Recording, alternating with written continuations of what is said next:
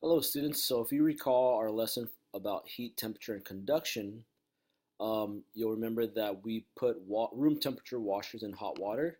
So we measured the temperature of the washers, and then we placed the washers in the hot water, and then we waited about a minute. And what we should have noticed is that the temperature of the water should have decreased, and that's because the energy transferred to the metal washers, which is why the metal washers increased, as shown in this data. Your data might have looked differently, but this is just an example.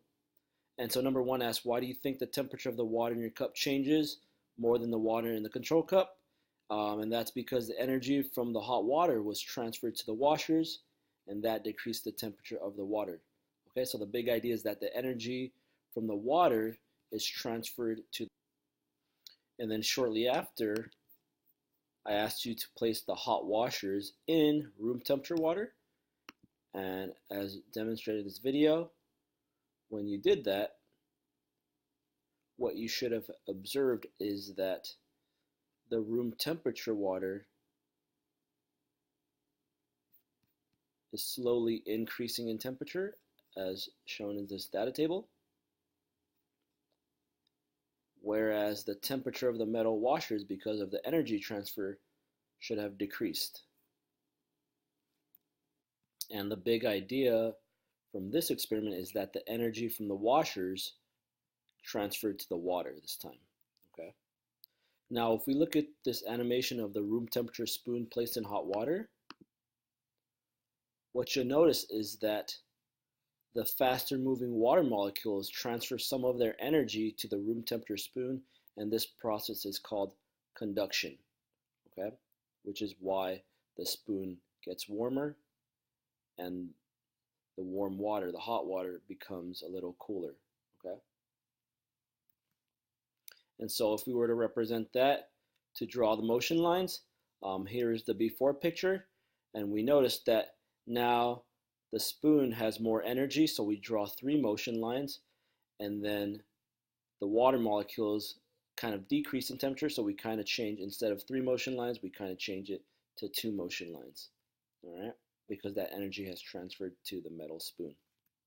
And if you continue to scroll down on notability, one of the questions for number 4 asks, why did the metal washers get warmer?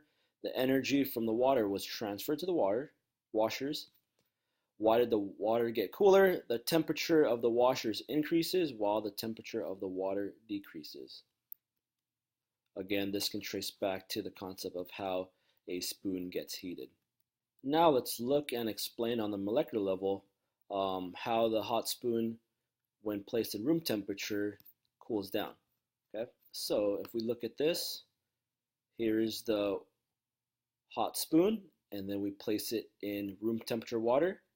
And so the atoms and molecules from the spoon are now transferring their energy to the room temperature water. And as a result, we can say that the atoms in the hot spoon are moving quickly and in contact the molecules with the room temperature water, which are moving more slowly.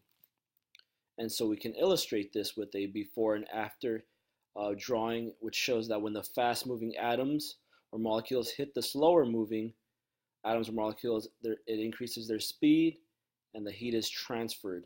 And again, this process is called conduction. So you notice that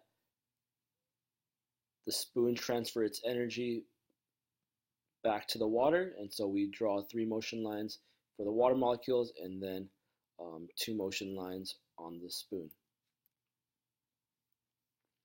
Number 7, why did the hot metal washers get cooler? The energy from the washers was transferred to the water this time. And then why did the water get warmer? The temperature of the washers decreases while the temperature of the water increases. And again, this is because the faster moving atoms in the washers got in contact with the water molecules and then transferred some of their energy to them. And let's move on to number 9. And it kind of says, touch your metal chair or desk leg and then touch your wooden or plastic desktop or some other wood or plastics. So if we compare these two materials, right, we have at room temperature, we have a piece of metal, right? The metal feels cold. And this is because our finger, the heat from our finger is transferred to the metal. And this is kind of decreases the motion of the molecules in your skin and makes your skin feel colder, versus when you touch a piece of wood, the cardboard is not a really good conductor, and so the heat from your finger barely transfers to the cardboard. Right? So it asks, which feels colder, the metal or the wood slash plastic? And yes, the metal would feel colder. Next one asks, explain why the metal feels colder even though it is the same temperature as the wood or plastic. And again, the big idea is that certain materials are better at conducting heat than others. In this case, metal is a better conductor or conducts heat better than wood or plastic. And then what I want you to know for number 10 is that water conducts heat better than air, which is why the oceans play a huge role, right? The earth is actually covered about 70% of water, and that's really important when it comes to really hot days. Otherwise, it would be very, very warm, right? Number 11 pretty much talks about if you have cold water in one room and then a hot cup of hot water in another room, why they eventually will become at room temperature. And the big idea is because the energy is transferred. And again, things like to be balanced at an equilibrium. So this will keep happening, right? A transfer of energy until the water and the air are approximately about the same temperature, right? And that's where kind of room temperature comes from. All right, so again, this was our lesson on heat, temperature, and conduction. Make sure that you have questions 1 through 11 complete and in Notability. All right, thanks guys.